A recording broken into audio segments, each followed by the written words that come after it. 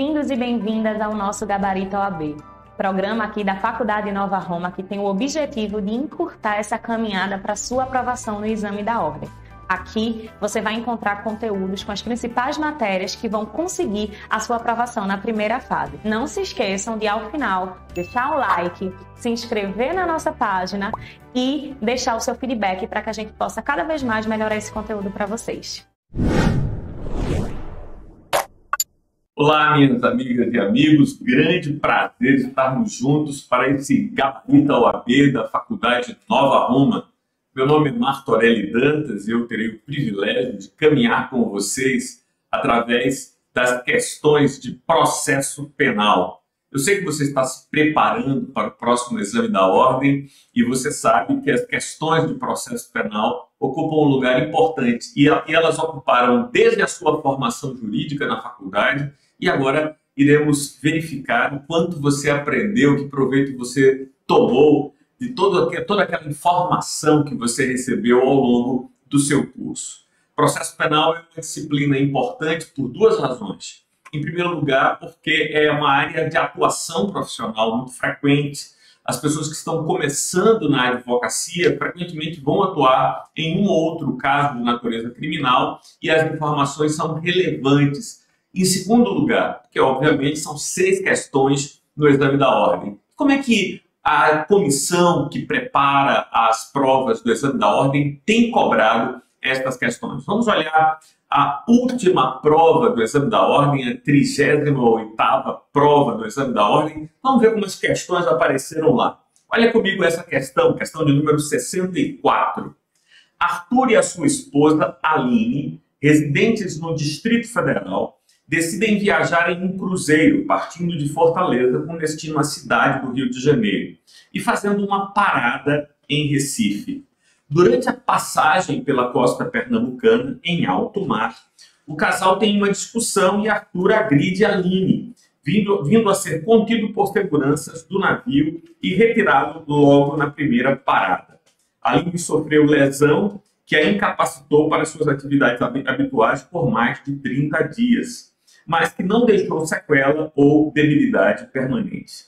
Assinale a alternativa que indica a autoridade judiciária competente para processar Arthur. Nós estamos aqui diante do tema competência. Ora, você lembra que a competência pode ser definida por alguns critérios. A competência pode ser definida em relação ao lugar em que aconteceu o crime. A competência pode ser definida em relação à matéria, ao assunto, àquilo que veio a ser propriamente o crime. A competência pode ser firmada também pela pessoa, indivíduos com fórum por prerrogativa de função.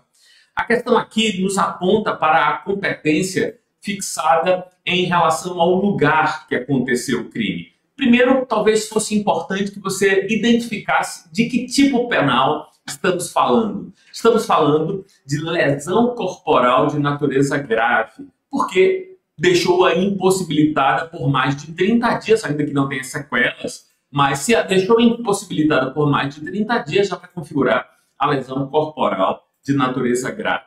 Ela estava num cruzeiro, eles estavam no cruzeiro, saíram de Fortaleza, e aí na costa pernambucana, aí está a atenção, na costa pernambucana aconteceu o incidente, mas o incidente aconteceu em alto mar. A pergunta é, qual será o fórum, o lugar do Poder Judiciário competente para julgar essa matéria? E a resposta é, se o fato aconteceu numa embarcação brasileira em alto mar, ou mesmo numa aeronave no espaço aéreo internacional, que veio a aportar no Brasil, a cidade competente será aquela em que eles primeiro aportarem. E aí eu volto lá para a questão e nós vamos verificar que o primeiro lugar onde eles chegaram foi exatamente na cidade do Recife. Então a gente tem aqui o destaque da cidade do Recife. O crime se trata de uma conduta praticada fora do território nacional, em áreas internacionais, o que gera a competência da Polícia Federal e, portanto, da Justiça Federal para apurar a matéria. A resposta correta vai ser o Juízo Federal do Recife, alternativa C. Eu espero que você tenha compreendido os dois fatores que levaram a definir o Juízo Federal do Recife como competente para julgar essa matéria. A primeira razão foi o fato de que o crime se deu em águas internacionais, portanto, não havia como se definir efetivamente em que comarca. E aí, neste caso, é o que já estabelece o artigo 89, quando a embarcação entrou no território nacional, o primeiro porto que ela aportou foi o Porto do Recife. Assim, fixou-se a competência da Justiça Federal do Recife para apurar essa matéria, para processar esta matéria. Vamos para a próxima questão. A questão de número 65 deste que foi o 38º exame, 38º exame da Ordem dos Advogados do Brasil. Estão comigo lá? Vamos aí? João dirigia seu veículo, um Porsche Cayenne, no ano de 2015, por uma rodovia, quando em abordagem de rotina foi parado pela Polícia Militar. João exibiu sua carteira nacional de habilitação e o certificado de registro e licenciamento do veículo, CRLV, do ano corrente. Após consulta ao sistema, que é feito rotineiramente em abordagens na estrada, a Polícia Militar constatou que o CRLV era falso e o veículo era produto de roubo. João admitiu que pagou cerca de R$35 mil pelo veículo, avaliado em R$400 mil, mas que não sabia que o veículo havia sido roubado, exibindo o respectivo recibo. Sabe-se que a pena do crime de receptação é de 1 a 4 anos e multa, e que a pena do crime de uso de documento público falso é de 2 anos a 6 meses, 2 a 6 anos de multa. Considerando a situação hipotética acima, assinale a opção que contém as regras processuais penais corretamente aplicáveis ao caso. Observe, meu amigo, que nós temos uma situação bastante delicada para o nosso colega João. Isso por duas razões. A primeira razão é porque ele estava portando um documento falso que o ligava a um veículo que havia sido objeto de crime. Ora, a pergunta é, nós estaríamos diante do crime de receptação? Você lembra do crime de receptação? Será que nós estaríamos diante desta hipótese do crime de receptação? O que seria a receptação? Receptação seria quando o indivíduo adquire, recebe, compra, transporta, oculta, conduz objeto que sabe ser fruto de um crime. Aí a pergunta é, bom, mas e se ele disser que não sabia? O nosso Código Penal trabalhou essa hipótese no artigo 180, parágrafo 3º do Código Penal, e ele nos diz que vai caracterizar, sim, o crime de receptação quando houver uma diferença gritante entre o preço e o valor do produto. É como uma presunção de que o indivíduo que comprou um veículo que estava avaliado em R$400 mil, pela bagatela de 35 mil, ele comprou um Porsche por um valor que não se pagaria num veículo nacional de pequeno porte. Então, o nosso texto, um texto legal, o Código Penal, já prevê que nestes casos deve sim e é possível presumir o dolo, presumir sim que ele está diante de uma conduta ilícita, porque há uma desproporção entre o valor e o preço do produto. Então vamos então agora para as alternativas. Vamos ver quais são as alternativas que nos são oferecidas pela questão. Considerando a situação hipotética acima, assinale a opção que contém as regras processuais penais corretamente aplicáveis ao caso. Vamos ver a alternativa A. A circunstância de o acusado ter adquirido o bem pelo preço muito inferior ao valor de mercado configura indício de prática de receptação. Isso é praticamente o texto da lei, meus amigos. Isso é praticamente o que está escrito lá no parágrafo 3º do artigo 180. Esta é a alternativa correta, esta é a alternativa que deveria ser assinalada. Vamos ver as outras alternativas?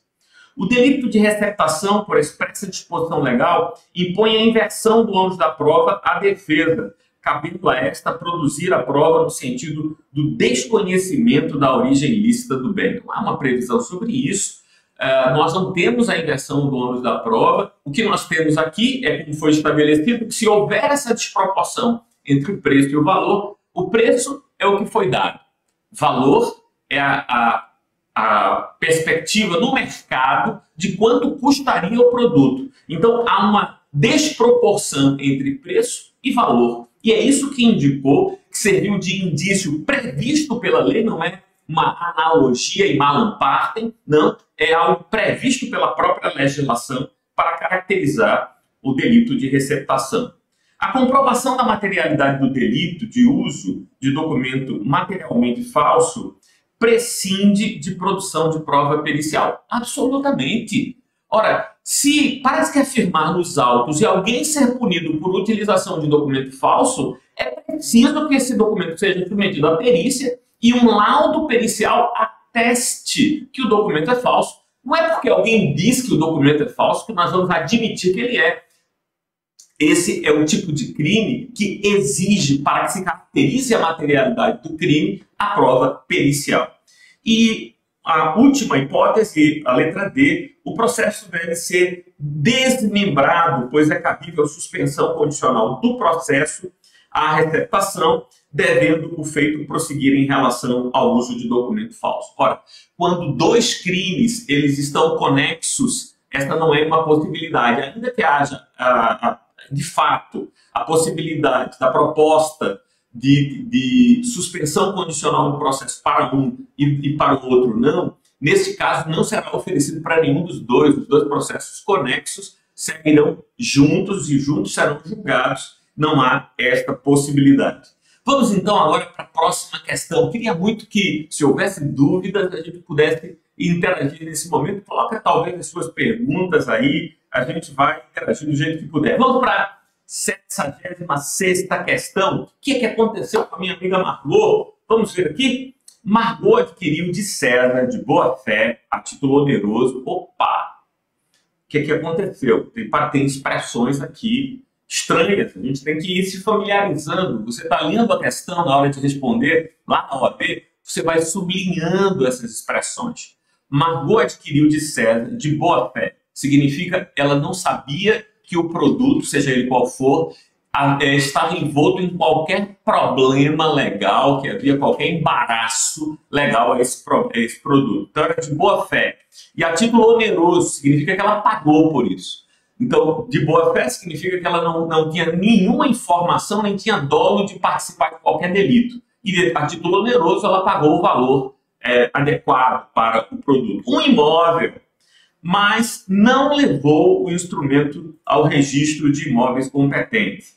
Por isso, quando César foi acusado de prática de crimes em uma ação penal, vindo a sofrer sequestro de todos os seus bens imóveis, foi incluído na ordem de sequestro o imóvel adquirido por Margot.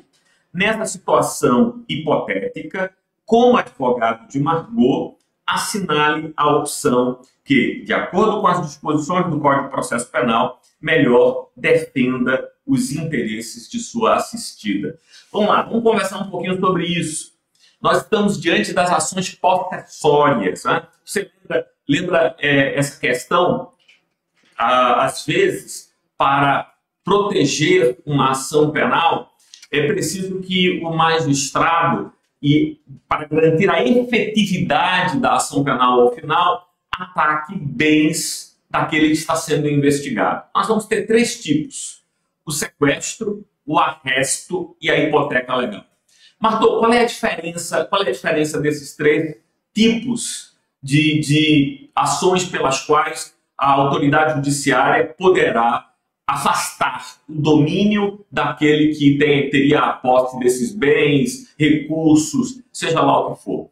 Quando a gente fala de sequestro, a gente está falando de bens móveis ou imóveis adquiridos com os recursos da prática do crime. Então, guarda isso. Sequestro, ele é aplicado a bens móveis e imóveis que tenham sido adquiridos pelo suspeito, pelo indiciado, pelo réu, seja lá se ainda estamos no inquérito policial ou na ação penal, com os proventos do ato ilícito. Então, vamos citar uma hipótese: o indivíduo é traficante de drogas e com o dinheiro que ele adquiriu vendendo drogas, ele comprou o imóvel. Ora, se o imóvel foi comprado e há evidências disso com os proventos do crime, vamos falar então de sequestro. E o arresto? O arresto estaria relacionado a bens móveis e também imóveis que tenham sido adquiridos com recursos lícitos do suspeito ou do réu. Então, imagine, por exemplo, que o indivíduo já tinha uma casa, já tinha um carro, antes mesmo de ter cometido a conduta pela qual ele está sendo investigado.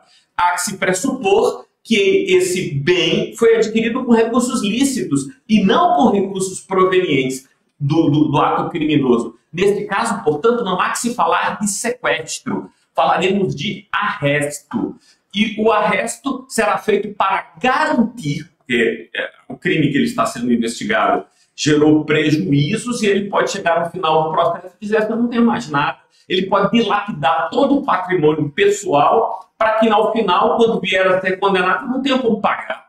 Então, para garantir, para prevenir como uma medida cautelar, assecuratória, por isso é que a ideia de medidas assecuratórias medidas que acontecem no processo visando assegurar a efetividade da decisão final. Medidas assecuratórias.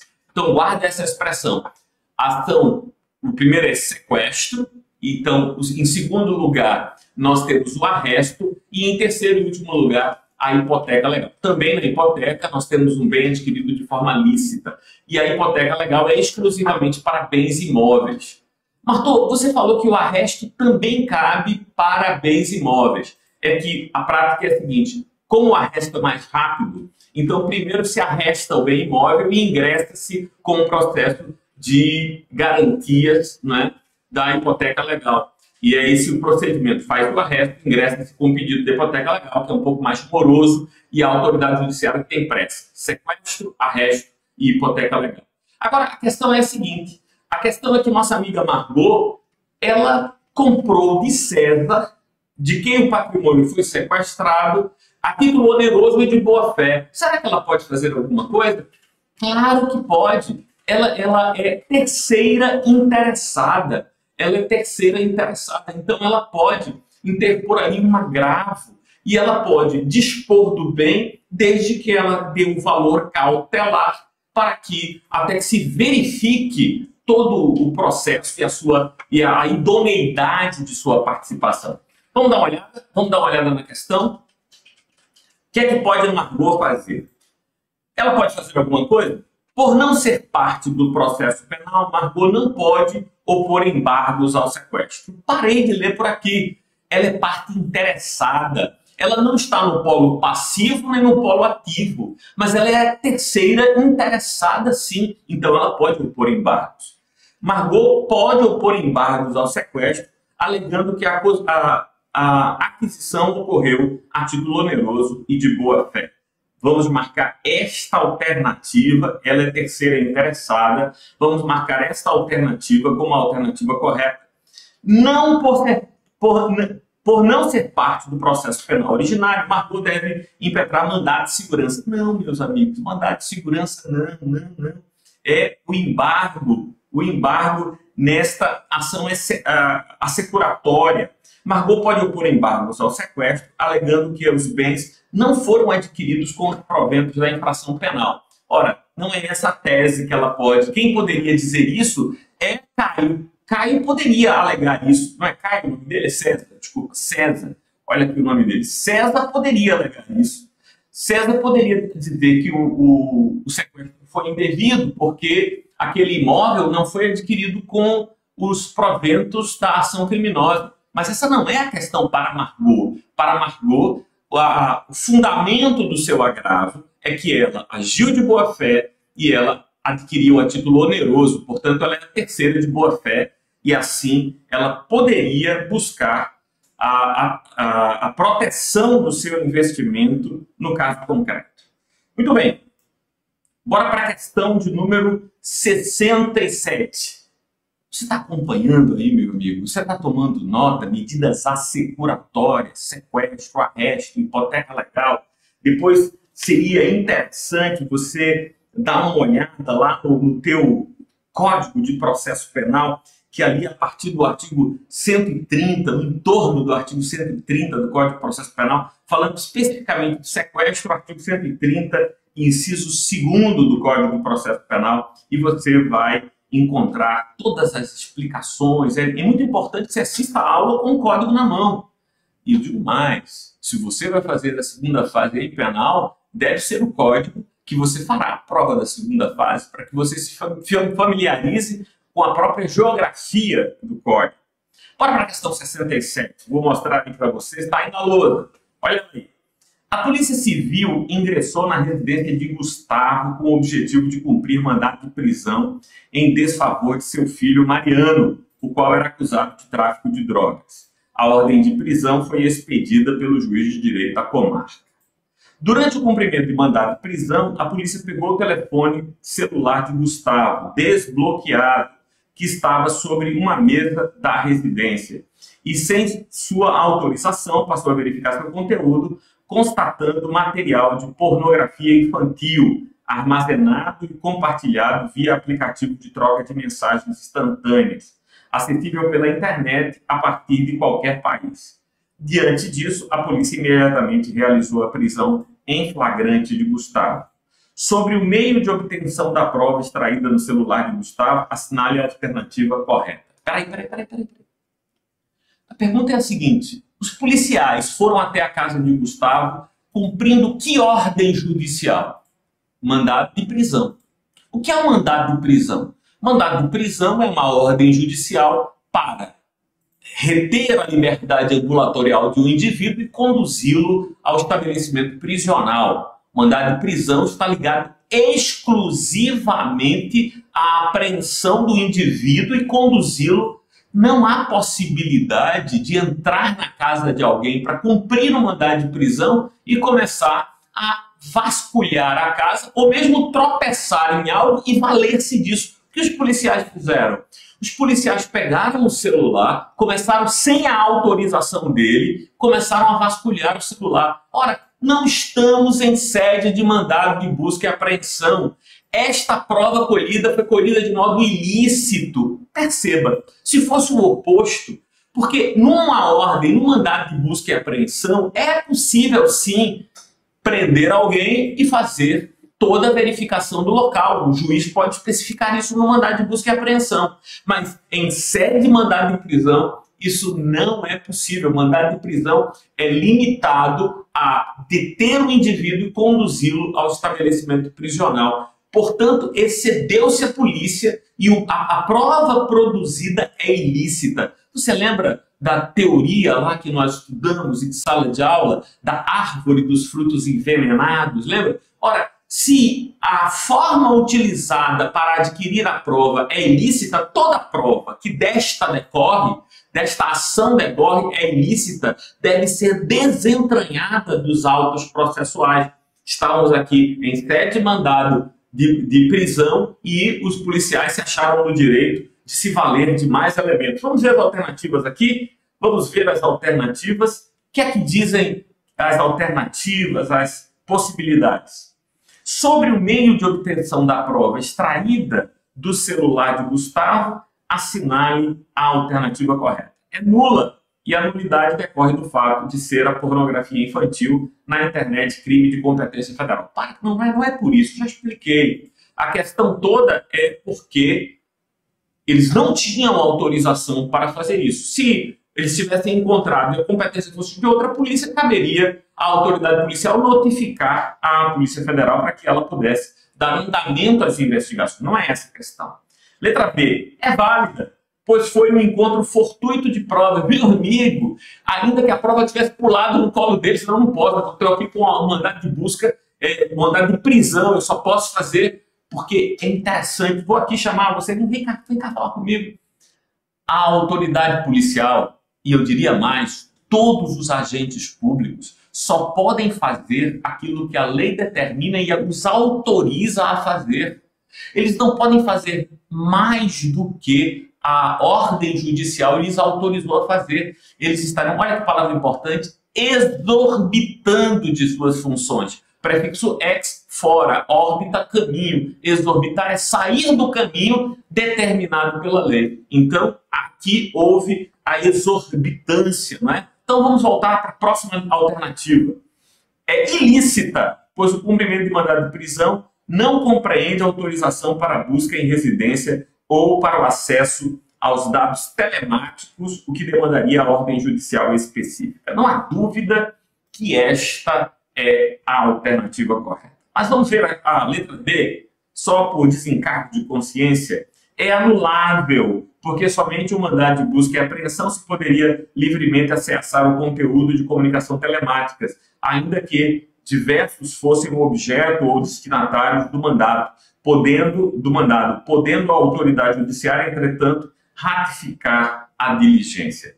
Ora, o que é que essa alternativa está dizendo? Está dizendo que, ainda que os policiais agissem para além dos limites da sua ordem, esse vício processual poderia ser sanado posteriormente pela autoridade judiciária. Isso não é verdade. O agente público deve agir nos limites da autorização que tem para agir. Muito bem, estamos caminhando juntos? Vamos para a próxima questão do 38º exame de ordem. Nós estamos aqui na esfera do processo penal,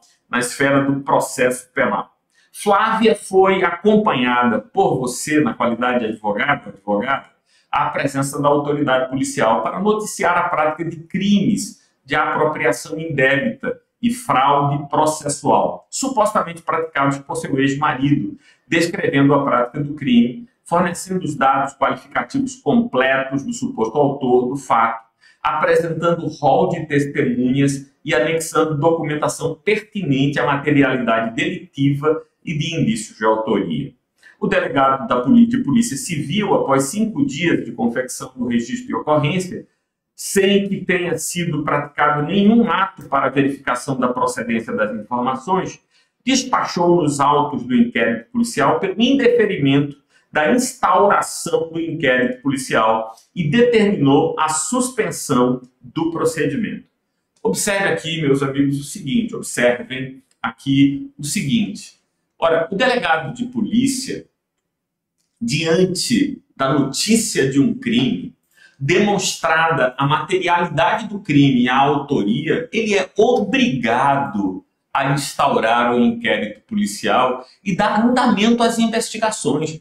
Pode ser que, depois de proceder às investigações, ele não veja elementos suficientes para fazer o indiciamento daqueles que foram apontados por fragilidades nas provas juntadas ao inquérito policial. Mas o que ele não pode é, diante de notícias efetivas que apontam a materialidade e a autoria, se abster de agir, de praticar o ato de ofício de instauração do inquérito policial. Neste caso, a pergunta é: o que é que a gente pode fazer se o delegado deixou de instaurar o inquérito policial? Ora, o nosso Código de Processo Penal é claro acerca disso. Devemos encaminhar recurso ao chefe de polícia, porque o chefe de polícia é a autoridade que está imediatamente acima, ligada ao Poder Executivo, imediatamente acima do delegado. Isso está previsto no artigo 5º, parágrafo 2º do nosso Código de Processo Penal. Vamos ver se uma das alternativas se encaixa aqui nisso que nós estamos falando. Ora, neste caso, você deve requerer a remessa dos autos ao Ministério Público para que se manifeste, uma vez que o delegado de polícia não possui poderes para arquivar o procedimento. Parou. De fato, o delegado de polícia não tem poderes para arquivar o inquérito policial? De acordo com essa nova configuração feita pelo Código de Processo Penal, a partir da lei do pacote anticrimes, essa função seria do Ministério Público. Ora, com a suspensão feita pelo ministro Luiz Fux, a gente estaria vivendo o limbo entre a disposição antiga em que o Ministério Público tem que requerer ao juiz para que o inquérito policial seja arquivado. Mas não importa, porque essa não é a hipótese da questão. O delegado de polícia não pode arquivar o inquérito policial. Mas não foi isso que ele fez. Ele não arquivou o inquérito policial. Ele deixou de instaurar o inquérito policial. Por isso a alternativa não corresponde à verdade. Percebeu a diferença? A decisão não era ter um inquérito, não indiciar e, portanto, arquivar o inquérito. Essa não foi deixar de instaurar. E aí, efetivamente, ninguém pode obrigar. Então, se ele entendeu, ele interpretou que não havia elementos, recorre-se ao chefe de polícia que, entendendo que há elementos, determinará a instauração do inquérito policial. Vamos ver aqui. Requerer a remessa dos autos ao juízo para que se manifeste, uma vez que o delegado de polícia não possui poderes para arquivar o procedimento. Mais uma vez, fala-se de arquivar, a gente não está diante dessa hipótese. Então, o que mais? Apresentar recurso para o chefe de polícia para que se manifeste sobre o interferimento da instauração do inquérito policial. Exatamente é esta a alternativa com a qual nós devemos trabalhar. Esta é a alternativa C. É isso que a gente vai ver lá no artigo 5º, parágrafo 2º, como eu já mencionei. Apresentar recurso ao Ministério Público para que se manifeste sobre o indeferimento da instauração do inquérito policial. Ora, veja bem, o Ministério Público não é grau recursal em relação ao delegado de polícia. Ora, você sabe que você poderia pegar os elementos do inquérito policial e oferecer notícia-crimes direto no Ministério Público, porque o inquérito policial, uma de suas características, é que ele é dispensável.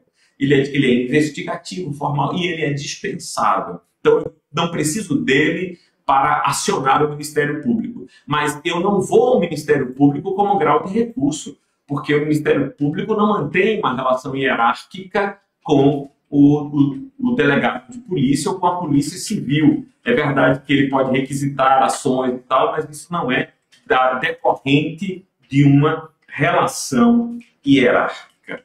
Muito bem, essas foram as questões do 38º exame da ordem. Daqui a pouco a gente volta com mais algumas questões do 37º exame da ordem. Vamos juntos, fica por aí. Meus amigos, estamos de volta com processo penal aqui no Gabarita OAB da Faculdade Nova Roma. Então vamos juntos, vamos ver aqui as questões do processo penal. Vamos ver 3 questões do 37º exame de ordem. Vamos dar uma olhada? Vamos comigo para a lousa.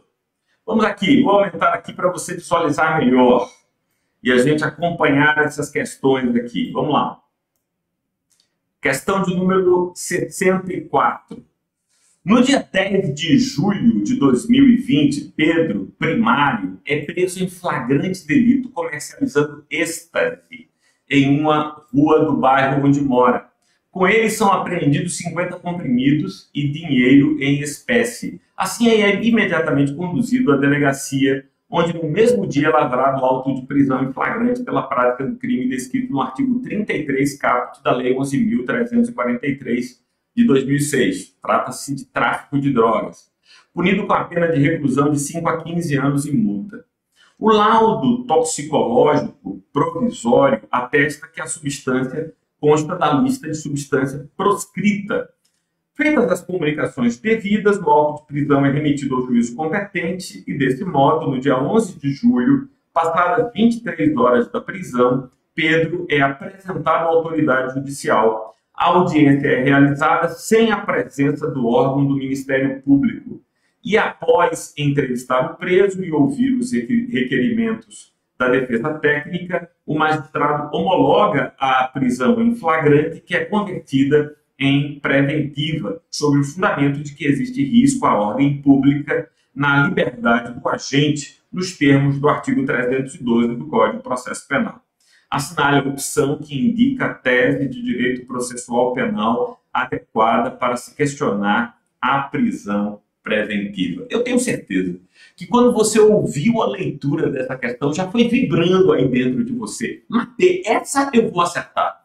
Por quê? Porque eu vou lhe explicar. Veja bem, tudo está certinho. A prisão, a materialidade do crime está clara, o produto foi apreendido, foi submetido a exames, era de fato uma substância proibida, ele foi apresentado para audiência de custódia em menos de 24 horas, na verdade foi em 23 horas, mas não importa, 23 é menos que 24, tudo certinho.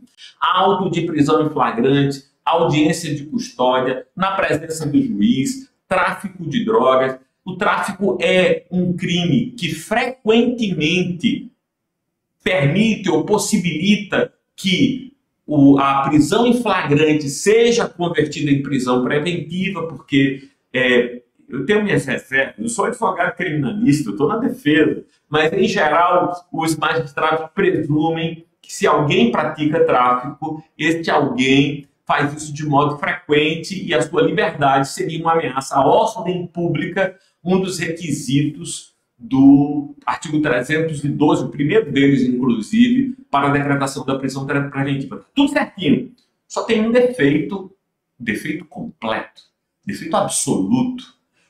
O juiz não pode decretar a prisão preventiva de um investigado antes de iniciada a ação penal, sem que seja para isso provocado pelo Ministério Público ou pelo querelante. Então, não pode ser de ofício. Essa prisão é ilegal. Sabe por quê? Porque o membro do Ministério Público estava ausente. O que eu devo concluir? Se ele estava ausente, obviamente ele não requereu a conversão da prisão em flagrante em prisão preventiva. O juiz fez isso de ofício. Ele não pode fazer, meu amigo.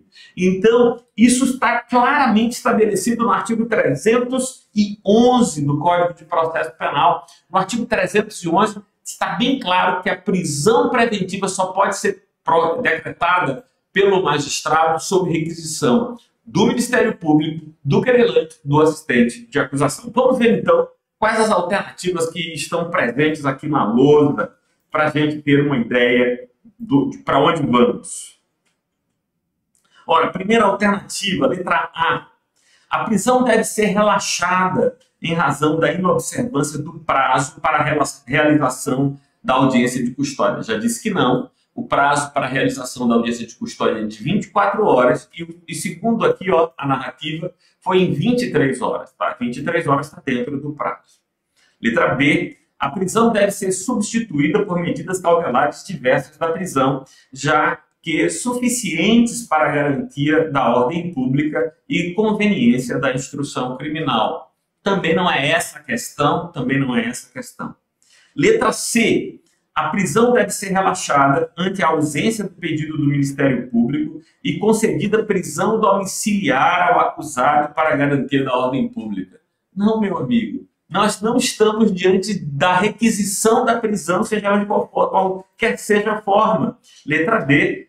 A prisão deve ser relaxada, pois o magistrado não poderia, diante da ausência do pedido do parquê, lembra, parquê é o Ministério Público, ter convertido a prisão em flagrante em preventiva de ofício. É muito importante, e aí, olha essa situação. A gente vê aqui por que a gente tem que aprender determinadas expressões em latim, expressões que a gente não acha, mas de vez em quando aparece lá, né, na prova do exame da ordem, uma expressão como essa, parquê. Essa questão, inclusive, trazia o êxtase como uma droga. Eu não sei se essa droga é muito conhecida, muito famosa, mas eu já tinha ouvido falar dela também. Mas ficou claro que esta era uma substância proscrita. Essa foi a expressão utilizada essa foi a expressão utilizada na questão. Vamos voltar aqui para a lousa para mais uma questão. Olha essa questão acerca do nosso amigo Leonardo. Vamos ver aqui o que é que aconteceu, rapaz, com a vida do nosso colega Leonardo. Leonardo praticou o crime que objetivamente admitia o acordo de não persecução penal. Lembra do acordo de não persecução penal? Também uma novidade incluída no texto do CPP pelo pacote anticrimes.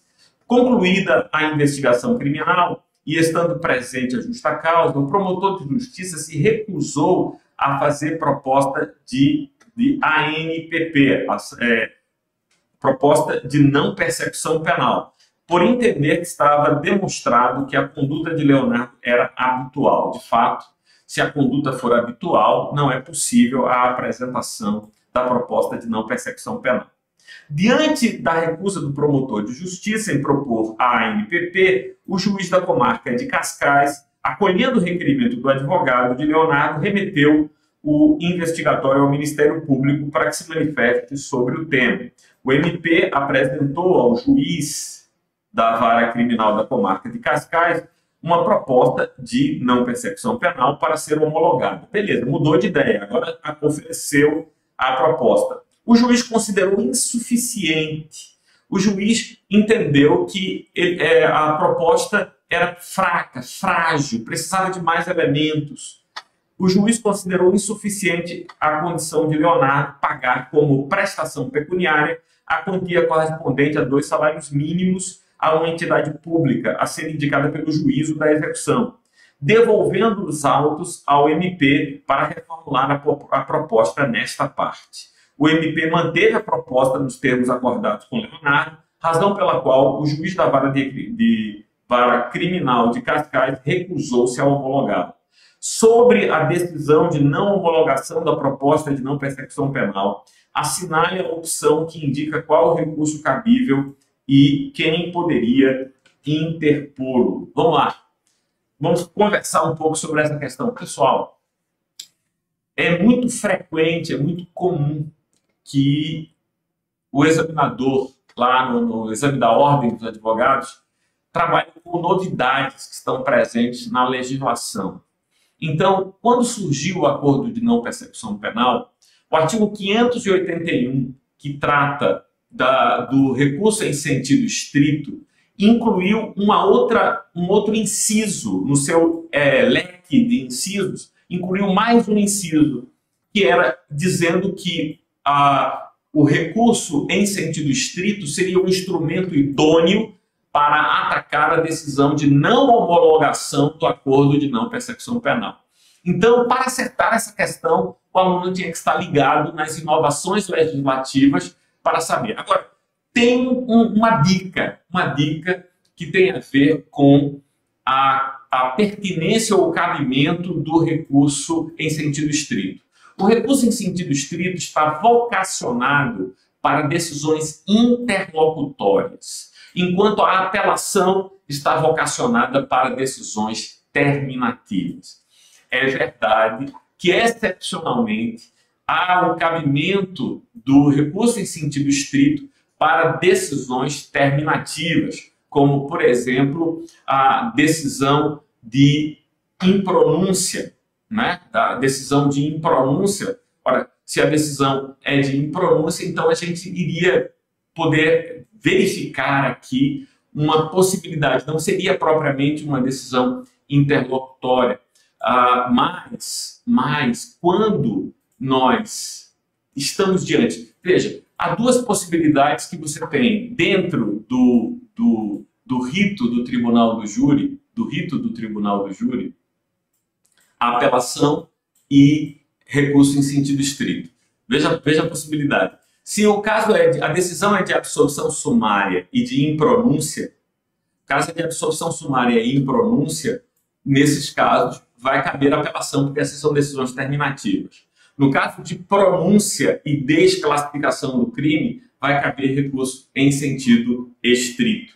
Então, a gente precisa ficar ligado aí para ver a vocação. No caso específico aqui, nós estamos diante de nós de uma decisão de natureza interlocutória. Ora, isso não põe fim à ação penal, é apenas a homologação ou não do acordo de não persecução penal. Agora, observe, o acordo de não persecução penal, se ele é homologado, porque a decisão é de não homologação, por isso a decisão é interlocutória. Se ele é homologado e as condições são executadas, essa decisão se tornaria terminativa. Vamos ver as alternativas aqui. Vamos acompanhar as alternativas. Letra A. Recurso de agravo previsto na lei de execução penal. Parou de ler, se dá de falar, nós não temos uma decisão aqui do juiz das execuções penais.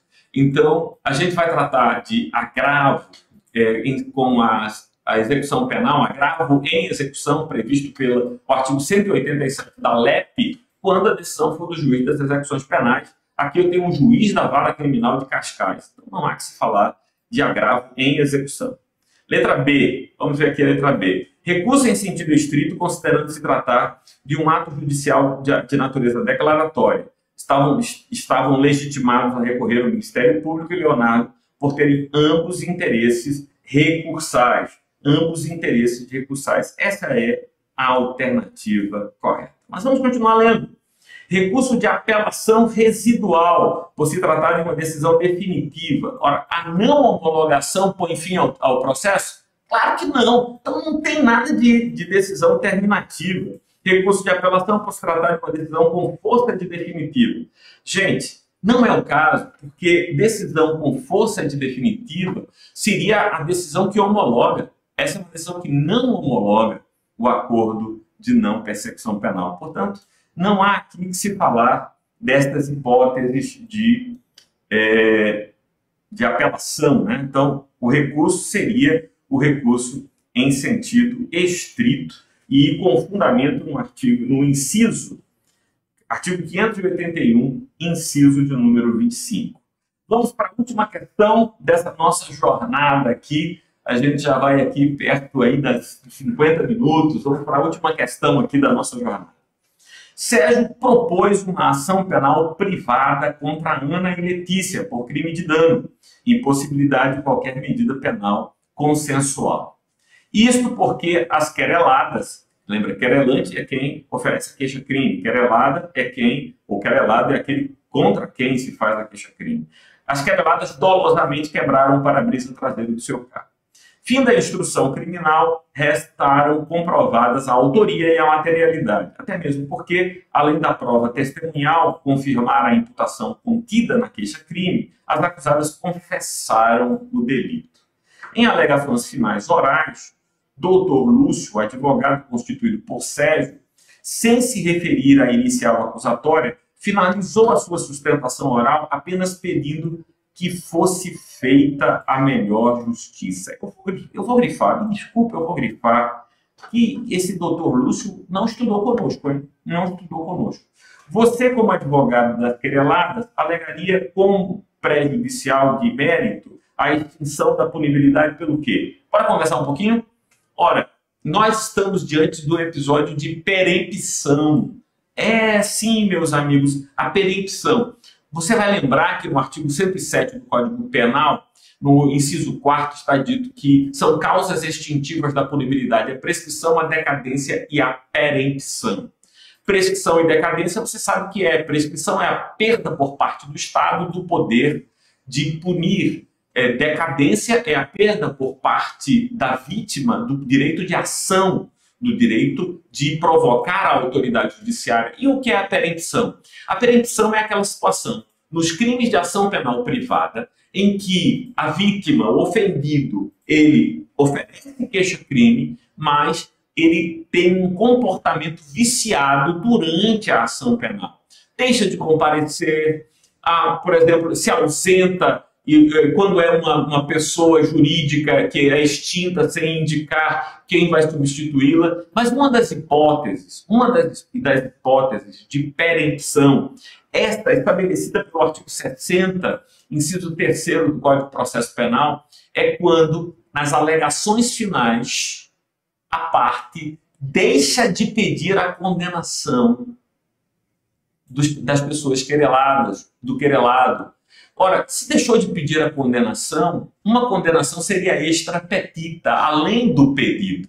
Isso não é possível. Então, é efetivamente esta a hipótese. Vamos ver qual delas se adequa aqui.